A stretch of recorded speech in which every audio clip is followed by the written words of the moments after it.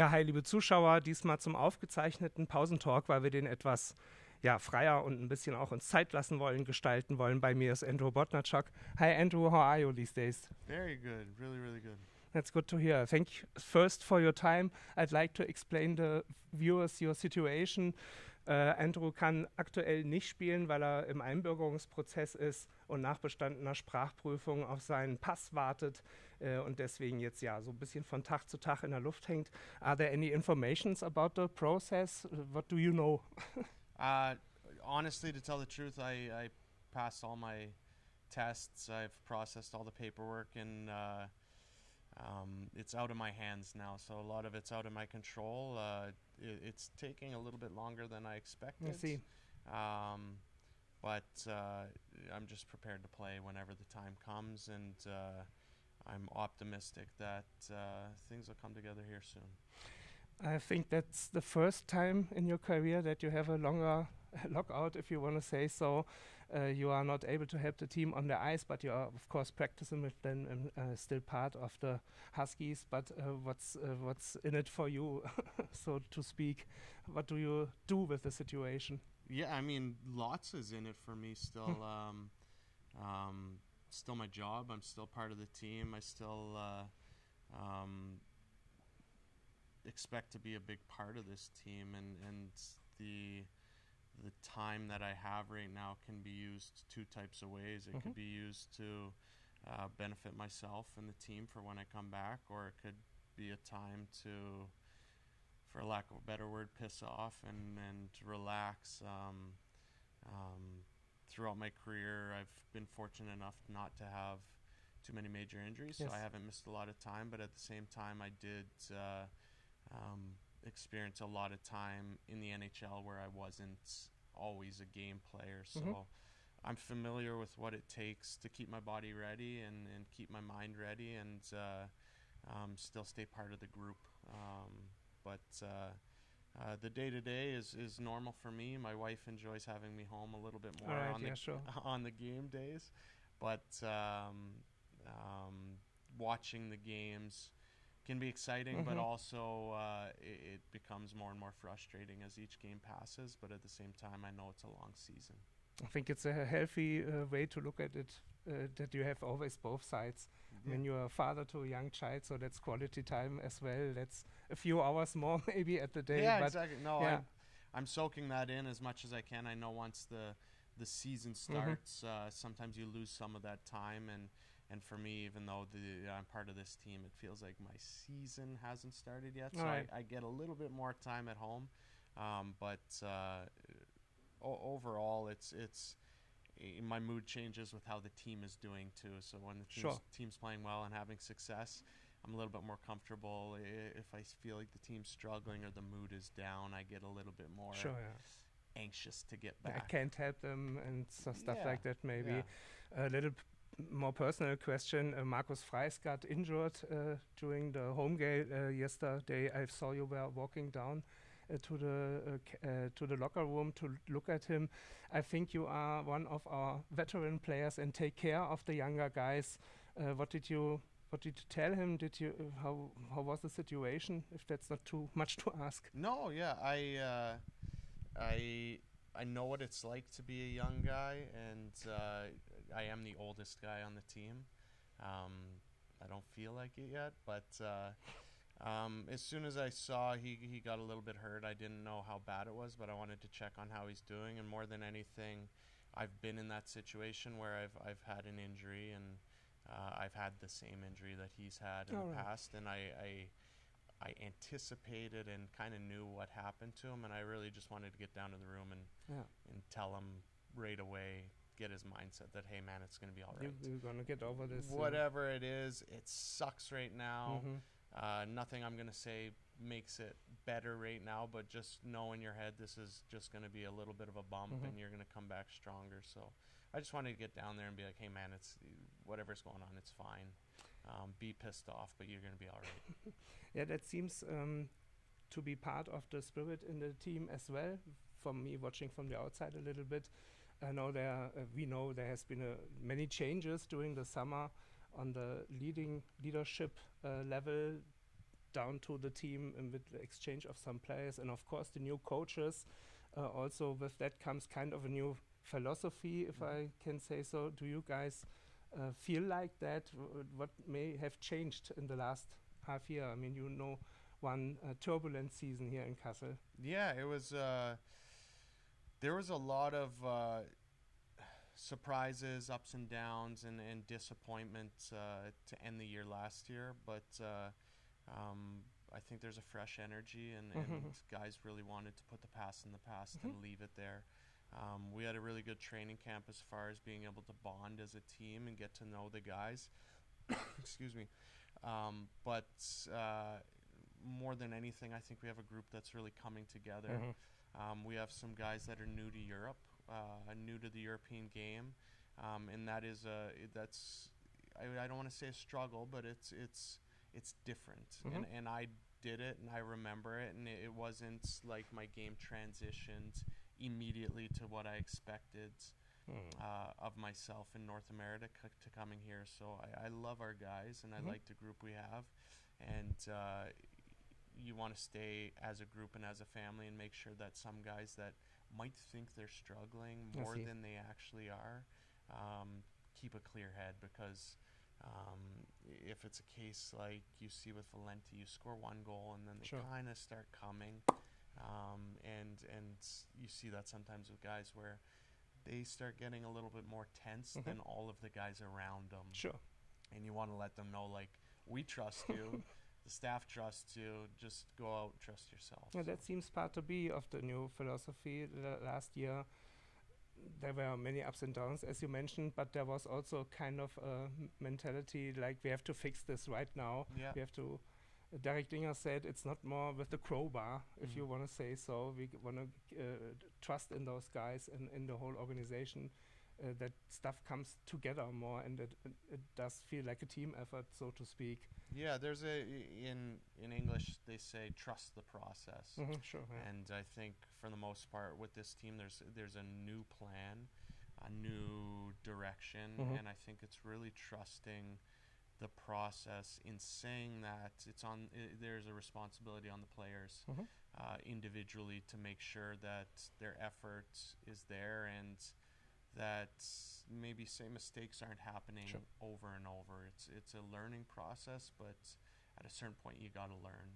So it's not like guys have an unlimited leash, and there's no consequences to actions. But I think there is a idea that, hey, we're pushing to something. We're trying to build something that's aimed for the end of the year, and that's a mindset that I see coming in with the team. Sounds like the handwriting of our new coaches. I respect them very much. I think there's a nice climate, if you want to say so, around those guys. I think Todd is implementing a new system on the ice as well. It looks from the outside like it's a little more defensive and not that much forechecking. What changed in the system? Because your colleagues also mentioned in interviews that it takes some time to acclimatize. We can't start over and score from the first game like it's no problem at all. Yeah, I think it will be an adjustment for some guys who maybe haven't played a lot of detailed systems, so to say. Maybe are used to playing a little bit more loose, a little bit more free flying, and I think I know we're building towards a system that's going to be more consistent. And I think once you have a consistent system and a consistent mindset throughout the group as the season progresses, you're going to see more consistent results. And I think that's really something we're aiming for. At the end of the day, we have the skill and the players to take over situations when they open up. But I think consistency from start to finish throughout the lineup and throughout games is something that I think is something fans and will see as the season progresses.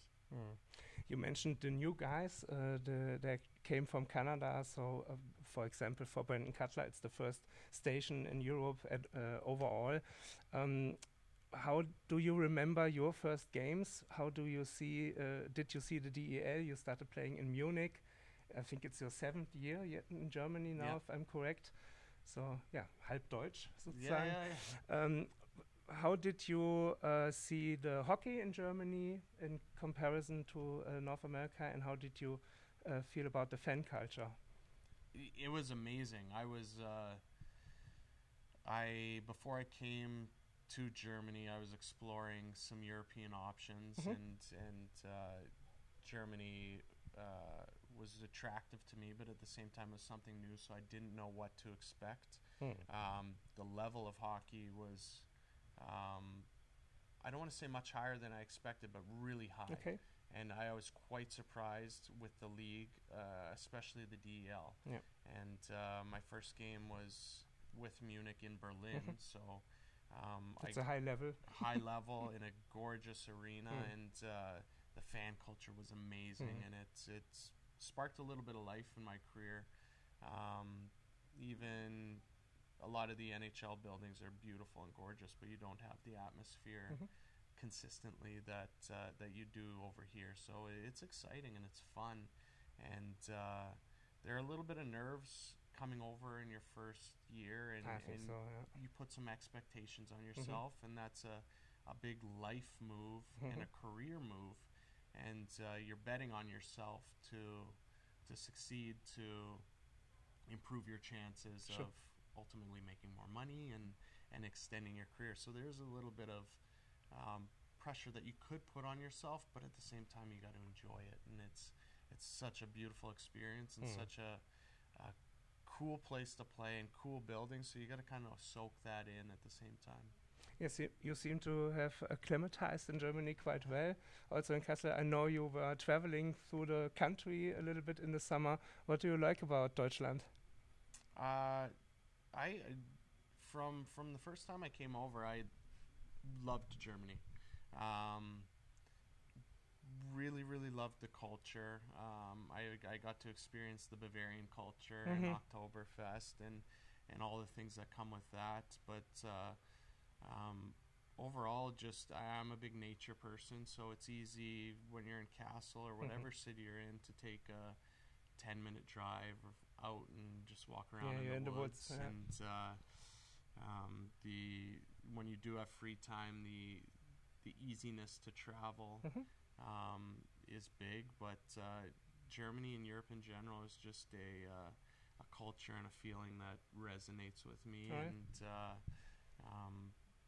part of me becoming a German or getting my Deutsch Pass is a little bit for hockey, but it's more for after my hockey career. I want to stay here, so that's something that me and my family are excited about and want to do. And it's not something where I finish my career, however long that's going to be, and I move back to Canada. It's something where we're exploring staying here, and it's just a beautiful place. We feel comfortable. Nice to have options. Yeah. I mean, if you asked me if I could imagine to move to Canada, sure, that would be exciting. So maybe it isn't the grass is always greener on the other side. You have both beautiful places that you can be at home.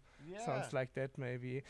Did you come to Germany by yourself, or were you already married or in a partnership or in a relationship? Because I think that's a difference too, right? Yeah, I didn't come alone, but I'm in a new relationship and I have a son now. Yes. So me and my wife live here in Germany with my son, Ziggy. I have a beautiful daughter who actually lives in Ireland, so it's quite close for me to travel to see her too. But no, I was not alone when I came. All right. I want to take you back to North America. We mentioned it a few times. You played in the AHL a long time with great stats, if I may add that, and also got close to 50 NHL games, I think. The fans know that is the ultimate thing in our hockey world. Can you share one experience maybe, or a player you were really excited to play with or against, or what do you remember in front of you if you think about that time? Yeah, honestly, I could sit and talk here for hours about stories, whether it's in the American League or NHL, and there's hundreds of players I could say that I played against or with who are Hall of Fame hockey players now, and some of the experience I was lucky to have. Sometimes feel like a different life. Sure. This is my 18th year as a professional. Wow. So, Yeah. early in my career, it seems like it wasn't even me as a person. Yeah, that's at what I times. thought, yeah. I've grown.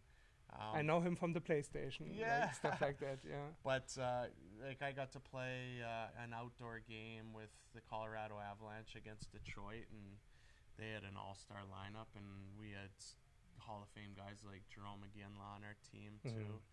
So that was cool. And then I got to be part of LA when they won the Stanley Cup. So I got to be part of those celebrations and lifting the cup. And then I won a championship in the AHL too. But I have almost 1,100 games. So the amount of stories and experiences I have are massive. And I don't look back on them often, but there's times, like maybe once a year, every now and then I'll see some pictures, and you get to kind of think about those memories and the experiences. But I feel like a completely different person now than I was then. But it's something that I don't always appreciate until I sit down and really look at it. And then I'm kind of like, that was pretty cool. Yeah, I was part of that. What an awesome journey. But I'm so happy with where I am right now that I'm not someone that's living in the past, even though I am proud of what I've done. Sounds healthy. Then we're going into the present and to your current team, the Kassel Huskies. It's no secret they want to get back where they belong. They were a founding member of the DEL and want to take this position back, but not with the crowbar anymore. It seems to go another way to there. What does it need to make that step this year, in your opinion? I mean, it's 1,000 little things, but what's maybe the biggest difference to the year before?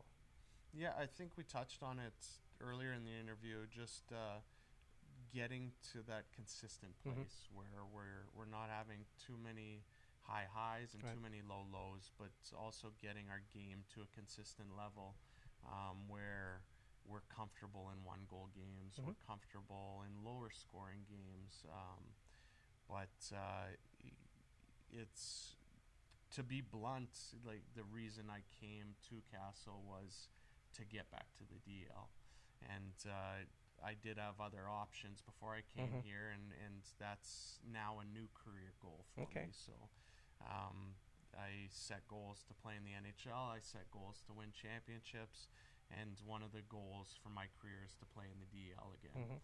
I don't see myself leaving Germany, but I'm happy to be with Kassel, and I would love to see Kassel in the DL, and that's one of the reasons I came here. The danger in that is sometimes coming to Kassel thinking it's an easy trip to get to the DL, and one of the things that guys need to know when they come here is you're coming here to be part of winning. You're not just coming here to win. So that's a big thing, and I think, like I said, trusting the process, and I like the way our team's developing. There are going to be some growing pains with new guys, new systems, but I am confident with the direction of the team and where it's headed. We the fans often ask ourselves if the players talk about stuff like what does it mean for the region, for the city, for the families that come here. I know that I can tell you the whole roster from 40 years ago that won the championship maybe, or stuff like that. Do you guys talk about that, or is that something that is too much pressure on you, on the new kids, with all due respect, that are coming, or is it something like, hey, you know, if we win this year, they will be going to be legends in Northern Asia? Do you know what, that is something that comes up, and that's something I've talked about, and that's something that should be recognized, because it's something that should be celebrated, and that's something that comes later in the year. It's something you could talk about now, but for me, how cool would that be? It's not only do I want to play in the DL, but at this stage of my career, I didn't want to just play to play. I wanted to play to experience something that's cool. And for me, what's cooler than winning and being part of a team that gets promoted, and then has success when they get promoted. As far as the fans, we know how passionate it is, and we know how hungry the fans are for that success. With that comes expectations sometimes that can come into the locker room in a negative way. All right. You'll experience sometimes, like last year, you're a first place team and you got a big lead on points, and disappointment starts to creep into the room when things might not be going as well as the fan base or as well as the players expect. When you could have a team that's sitting in third, fourth place, but really happy with being there, and and building that energy in their locker room, that unity, that excitement. So it can be dangerous. A team could be dangerous as a middle pack team that's really happy with their group and really bonded together, as opposed to a team that's running away with first place and starting to get down because they're not meeting expectations, or starting to get nervous, maybe frustrated. So that's something we got to stay on top of as older guys. And hey, that's how that works. Nice. And so that's something that you got to stay on top of, and it's no disrespect to the fans or the passion, because we're a family as players and teams, but you got to kind of keep those things out of the locker room sometimes, and focus on your game plan and focus on what you can control, and not let expectations get ahead of the results. I see. Yeah, I think the disappointment after the lost final, that's normal. It would be sad if it wouldn't be there. But I was really excited to see the fans coming to say goodbye at the end of the season, like with 600-700 people. Yeah. I think I never saw a signing session longer than 2 hours. So you have a lobby for your team. That's something maybe that the group should know. So you always have 2 or 3 loud, drunken people that are shouting and rah rah rah. But I think the broad mass is really behind the idea not to do this third time with the crowbar, but to see that you guys are also happy and identify and feel good here in Kassel. I know that's what my colleagues like. It's, at the end of the day, it doesn't matter if you're a happy fan and supporting, or you're a fan that's yelling and screaming. You paid the same amount for your ticket, and you have that option. But it's up to us to decide how we react to the support or noise. I know I was really disappointed last year, and it took some time to get over it, actually. And I know for some guys it's happened a couple times now.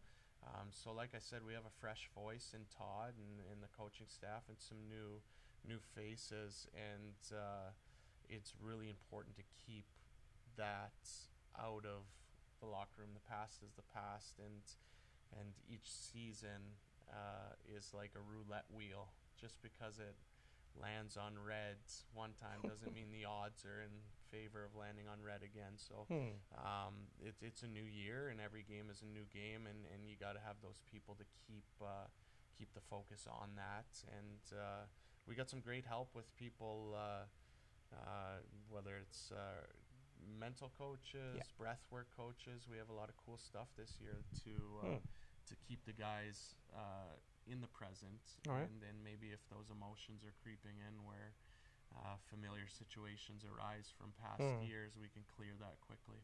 Would you say that on this level in professional sports, it's more a mental thing, that who is the fastest or the strongest on the last step to the championship?